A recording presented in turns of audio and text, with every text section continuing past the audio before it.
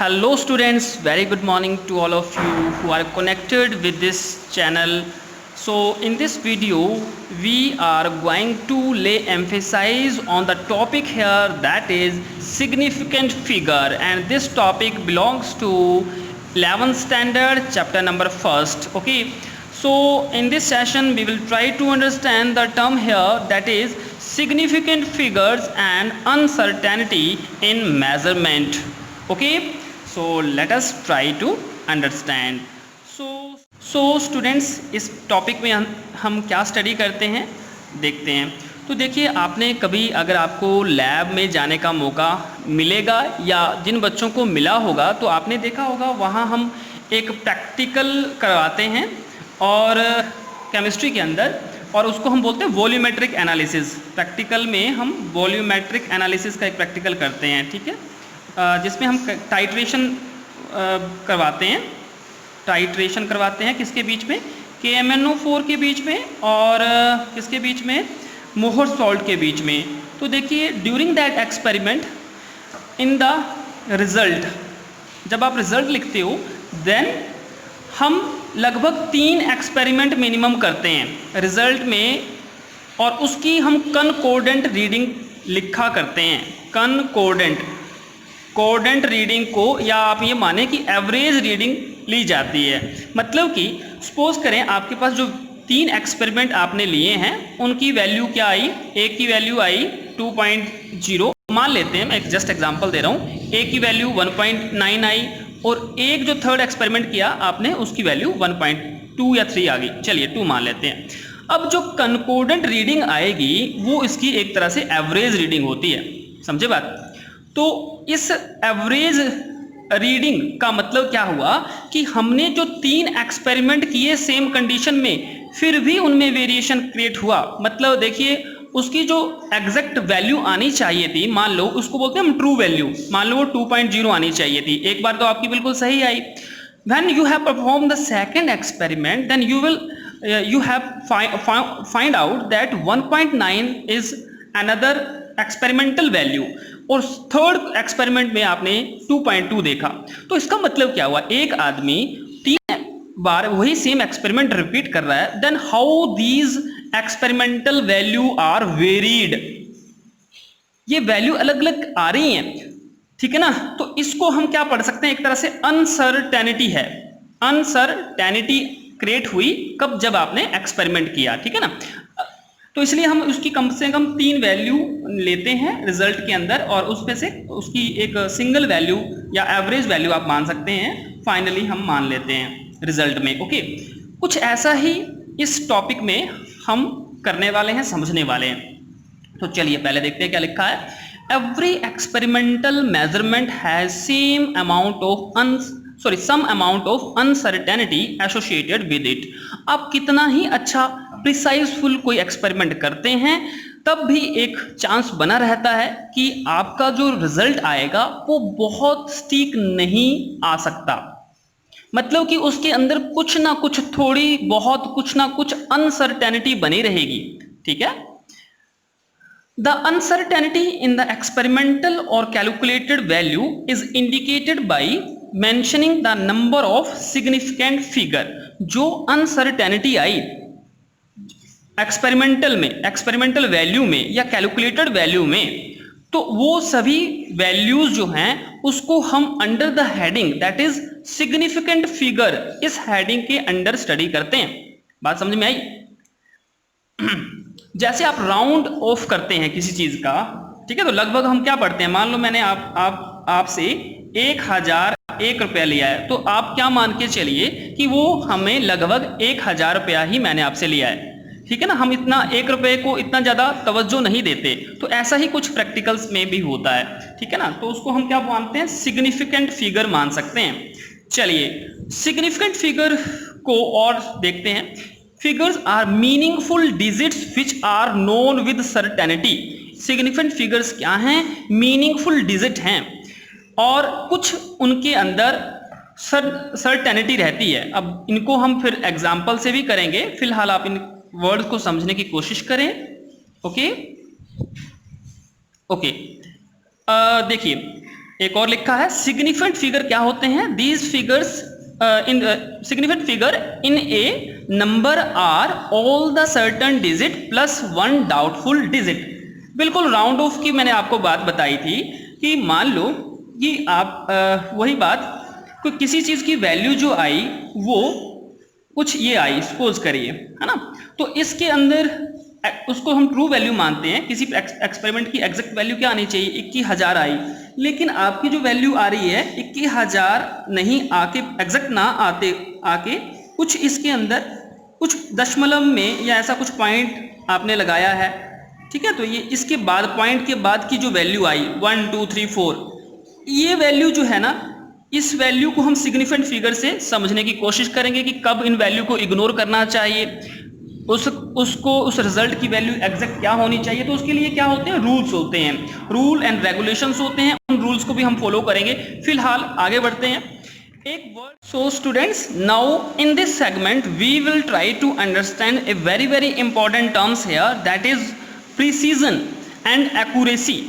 Experimental के condition जब होती हैं तो उनमें हम कुछ कंडीशंस या टर्म्स जिसको मैं प्रिसीजन या एक्यूरेसी बोल रहा हूँ, इनको भी समझना पड़ेगा।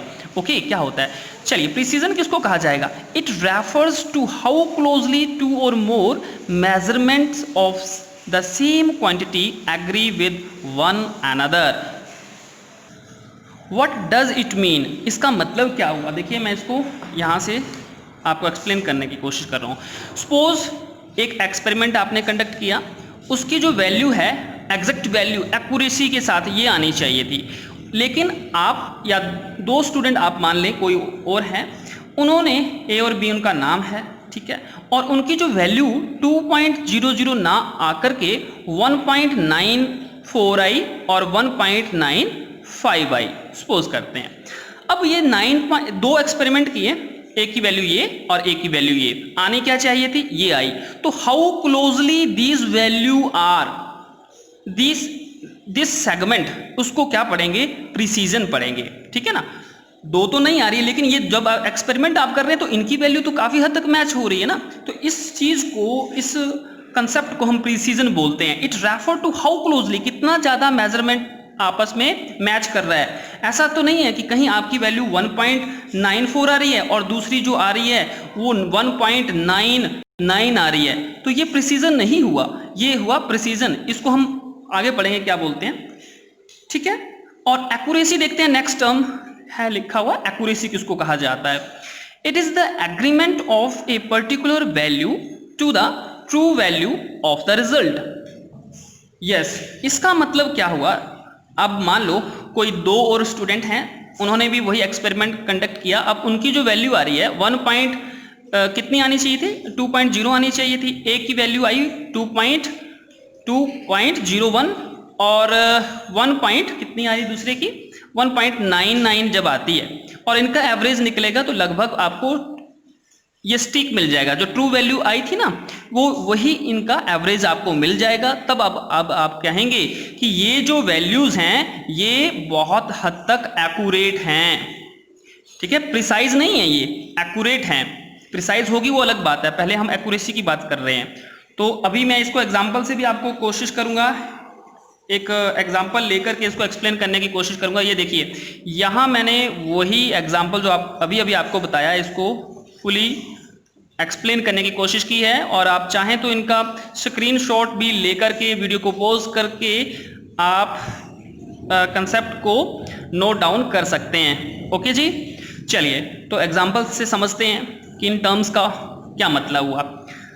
देखिए क्या लिखा है, if true value for a result is 2.00, suppose करें आप एक एक्सपेरिमेंट कर रहे हैं और उसकी वैल्यू यही आनी चाहिए थी 2.00 ग्राम, और if student A take 2 experiment and report the result as 1.95 gram and 1.93, एक बच्चा है वो 2 एक्सपेरिमेंट करता है जिसकी वैल्यू एग्जैक्ट ये आनी चाहिए, और उस during his experiment he found that 1.95 gram and 1.93 gram I value, ठीक है। दीज वैल्यू आर प्रिसाइज, ये वैल्यू आपस में प्रिसाइज हैं, क्यों हैं, बिकॉज ये दोनों ही एक्सपेरिमेंट के दौरान इनकी जो डिजिट है, लास्ट डिजिट काफी क्लोज है, 5 और 3, ये तो है ही, ये भी काफी इनके बीच में क्लोजनेस है। तो close to each other but not accurate तो नहीं है। एक्यूरेट कब होगी? जब उसकी 2 के अराउंड आएगी, 2.0 1.9 ऐसे कुछ वैल्यू आएगी तब उसको एक्यूरेट मानते हैं। चलिए और आगे बढ़ते हैं। एक अनदर स्टूडेंट अब आपके पास आ गया, वो बी है, वही एक्सपेरिमेंट रिपीट करेगा और उसको एक्सपेरिमेंट के दौरान क्या वैल्यू मिल रही है? 1.94 ग्राम मिली और दूसरे एक्सपेरिमेंट के दौरान 2.05 ग्राम मिली है। तो देखिए उसमें क्या होगा, रिजल्ट आ गए उसके, ठीक है। अब इस ऑब्जर्वेशन को देखने के बाद आप क्या बोलेंगे कि उसके जो रिजल्ट हैं ना तो वो एक्यूरेट हैं ना ही प्रिसाइज हैं, बिकॉज काफ़ी इनके बीच में गैप है, काफ़ी क्लोज भी नहीं है। 1.94 कहाँ है, 2.05 बहुत दूर है, ठीक है। और वैल्यू तो एक्यूरेट भी नहीं है, 2.00 के आसपास आनी चाहिए, तो ये बढ़ गई, ये कम होगी, तो इसको हम क्या बोल रहे हैं? ये बिल्कुल बिल्कुल रॉन्ग माना जाएगा एक्सपेरिमेंट।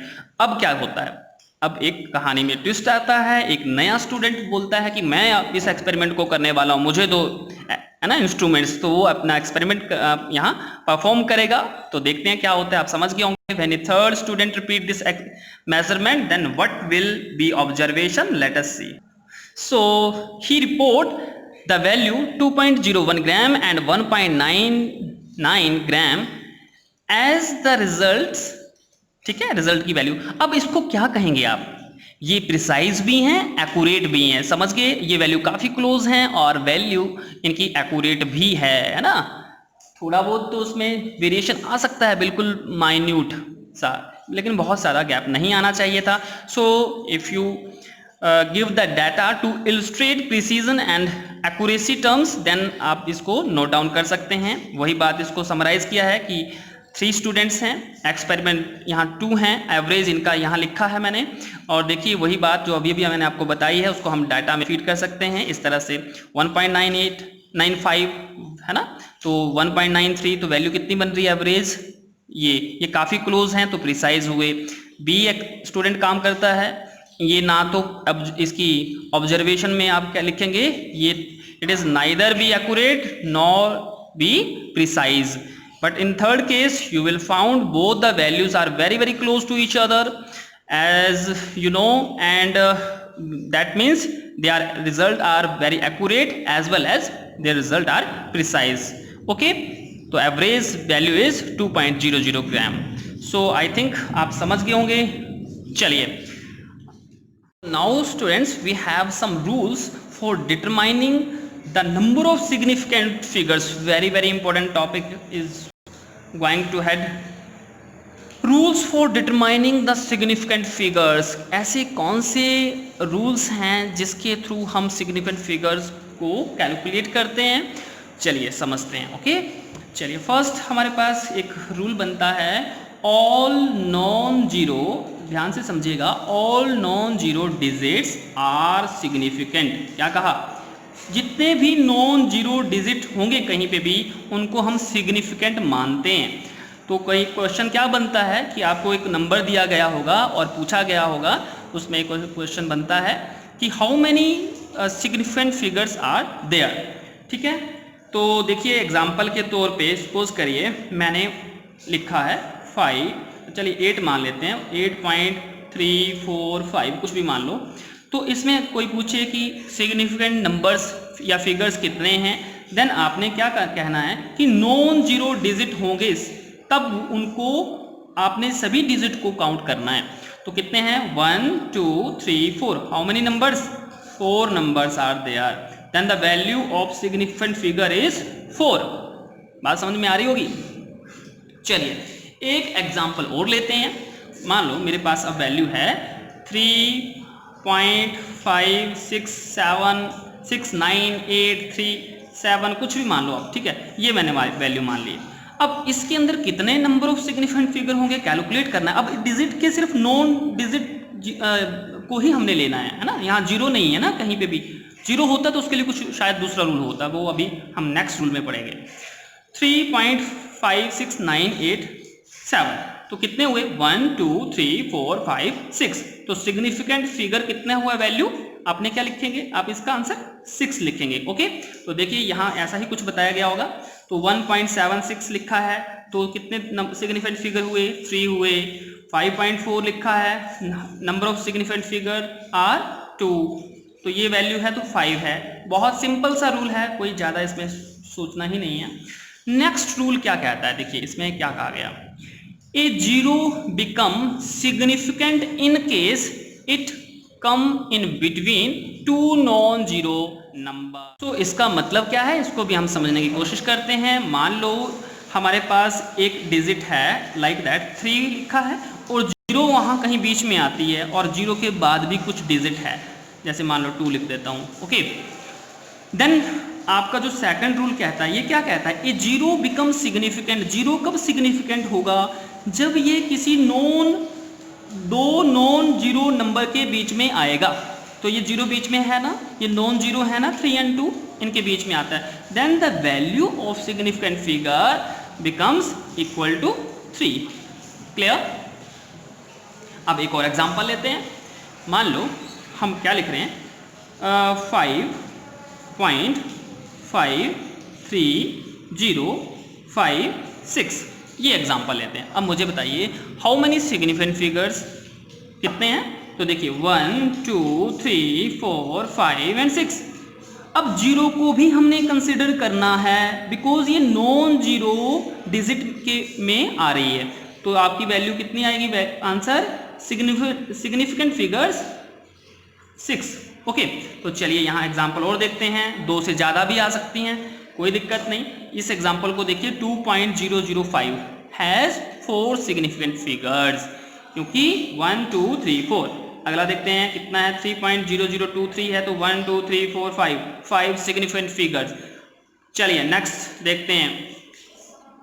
थर्ड रूल क्या कहता है, the zeros at the beginning of a number are not significant. इसका मतलब क्या हुआ कि अगर ऐसी जीरो कहाँ आती है, बिगिनिंग में आ जाती हैं, तो उनको हम कंसिडर नहीं करेंगे।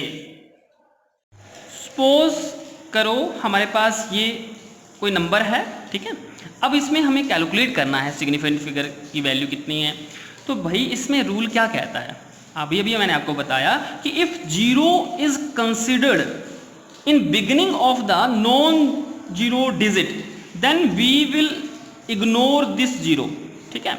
तो इसको हम सिग्निफिकेंट फिगर की वैल्यू कितनी लिखेंगे, इसको 1 2 3 एंड 4 नहीं स्टडी करेंगे, इसको हम पढ़ेंगे क्या, इसको 1 2 3। तो इसकी वैल्यू कितनी आएगी, अब आप लिखेंगे इसमें 3 आएगी, ओके। अब एक और एग्जांपल लेके देखते हैं भाई।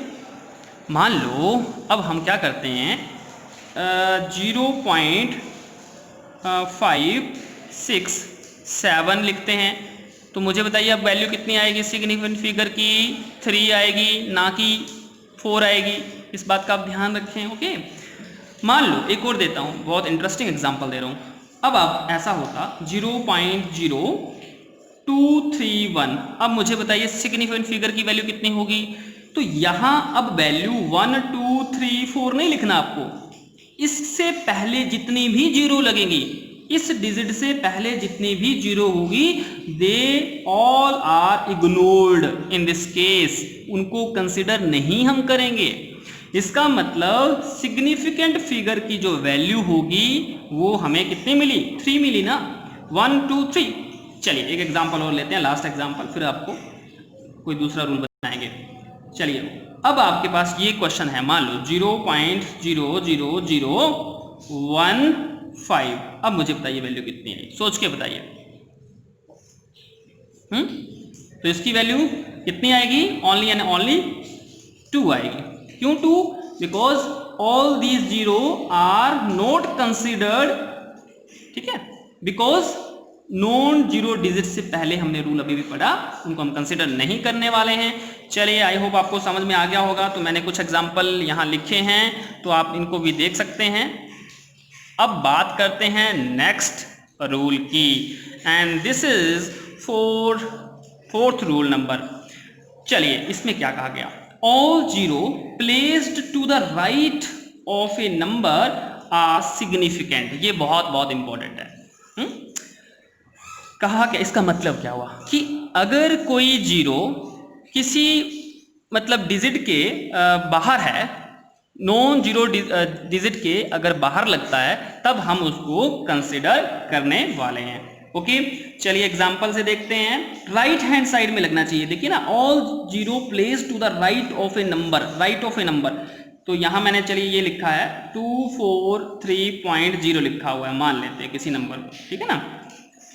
तो इसमें कितनी वैल्यू आएगी? अब आपने इसको 3 नहीं लिखना है, बिकॉज अभी अभी हमने रूल पढ़ लिया ना, तो इस रूल में यही तो समझा है हमने कि इससे कहीं बाहर लगा हुआ हो, राइट हैंड साइड में, इस साइड, लेफ्ट इधर होता है, राइट इस साइड माना जाएगा।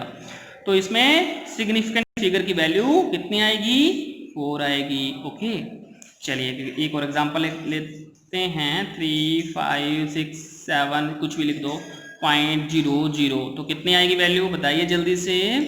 देखिए 1, 2, 3, 4, 5 एंड 6 आई ना, 6, क्योंकि इस दशमलव के इधर वाली को तो कंसीडर करना है, इससे पहले अगर यहाँ कहीं होता तब हम इस जीरो को कंसीडर नहीं करते।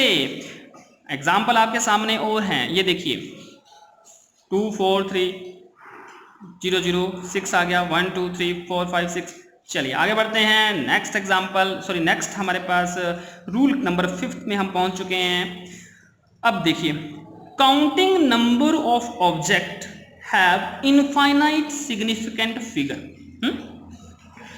अब इसका मतलब क्या हुआ, या इसको ऐसे भी समझ सकते हैं, pure number has infinite significant figure meaning they are exact. मुझे बताइए, मैं प्योर नंबर की बात करूं, मैंने कह दिया, अगर आपको ये कहा कि देयर आर 2 कैट, ठीक है, 2 कैट्स, अगर मैं आपको या 2 डॉग्स कहूं तो वो भाई 2 कुत्ते हैं या बिल्ली हैं, वो तो फिक्स्ड हुआ ना, उसमें थोड़ी चेंज होगा कोई। वो ऐसा तो थोड़ी होगा कि अगर मैंने कहा आपको कि 2 कुत्ते या 2 बिल्ली, तो या ऐसा होगा 1.98 कुत्ते, है ना, ये तो अब मैं ऐसे बता रहा हूँ, या 1.99 कैट्स होती हैं क्या, या तो 1 होगी या 2 होगी, मर जाएगी, उसके बारे में बात नहीं करेंगे, ठीक है ना। बिल्कुल इसका मतलब बिल्कुल यही है, counting number of object have infinite significant figure. जैसे यहां एग्जांपल लिया है 2 बॉल्स, नंबर ऑफ बॉल्स कितनी है? 2। तो इसके लिए आपको सिग्निफिकेंट फिगर काउंट नहीं हो सकती इसकी बोलते, तो इसके लिए इनफाइनाइट वर्ड का यूज करना है। इट मीन्स कोई आपसे पूछे 2 बॉल्स में कितने सिग्निफिकेंट फिगर होते हैं, तब आपका आंसर होगा कि जनाब इसके अंदर इनफाइनाइट नंबर, इनफाइनाइट पता ही नहीं है, we can not imagine, we can not count, तो इनफाइनाइट बोलते हैं। अगर आपसे पूछें कि 20 एग्स हैं, 20 अंडे हैं, तो कितने नंबर ऑफ सिग्निफिकेंट फिगर होंगी? 1, 2, 3 कुछ नहीं, तो ये देखिए अनलिमिटेड होगी, इसको हम इनफाइनाइट बोलते हैं। और कोई भी प्योर नंबर होगा उसके पास इनफाइनाइट सिग्निफिकेंट फिगर होगा, बिकॉज वो प्योर नंबर अपने आप में वो एग्जैक्ट है, उसको हम वेरी नहीं कर सकते, उसको हम चेंज नहीं कर सकते। अभी वैसे ही यहाँ एग्जांपल, यहाँ पॉइंट मैंने मेंशन कर दिया है, we do not have 20.01 eggs. जब 20 एग्स की बात हो रही है तो 20.01 एग कुछ नहीं होता, 11.9 एग्स कुछ नहीं होगा, या 19.8 एग्स की हो ही नहीं सकता। सो 20 is a pure number. I hope आपको समझ में आ गया होगा। एक और पढ़ लेते हैं चलते चलते। लास्ट आपके पास रूल है कि बोलते अगर पाई की वैल्यू है या किसी कांस्टेंट की वैल्यू आपको दे के रखी है, उसकी लिए भी सिग्निफिकेंट फिगर जो लिखा जाएगा वो इनफाइनाइट नंबर में लिखा जाएगा। पाई की वैल्यू चेंज होती है क्या, मुझे बताइए। पाई की वैल्यू, इसका मतलब क्या होता है? 3.14। तो मुझे बताइए, जब ये कांस्टेंट है, कांस्टेंट कभी चेंज नहीं होता, कांस्टेंट मतलब बिल्कुल एग्जैक्ट वैल्यू, तो इसके लिए भी हम क्या लिखेंगे? सिग्निफिकेंट फिगर की वैल्यू क्या रूल कहता है, इसको हम इनफाइनाइट कहेंगे। कांस्टेंट किसी को भी मान लो, चाहे आप और भी जो वैल्यू रहेगी, कितने भी कांस्टेंट होंगे, आपने पढ़े होंगे फिजिक्स में, केमिस्ट्री के अंदर, तो इसका मतलब उनकी वैल्यू फिक्स होती है, एग्जैक्ट होती है, और इन सिग्निफिकेंट फिगर की रहेगी वो उनमें इनफाइनाइट नंबर आपने उस पर मेंशन करना है। बहुत बहुत इंपॉर्टेंट है, चाहे आप कोई कंपटीशन का एग्ज़ाम भी देंगे आगे, तो वहाँ पे भी सिग्निफिकेंट फिगर वाला जो कंसेप्ट है पूछा जाता है। सो आई होप आप सभी बच्चों को समझ में आ गया होगा। नहीं समझ में आया, कोई प्रॉब्लम आएगी तो प्लीज़ कमेंट बॉक्स में अपना पॉइंट दें, और मुझे जहाँ तक लगेगा तो मैं उनका आंसर भी आपको देने की कोशिश करूँगा। With these words take care, bye bye, keep watching, stay with us.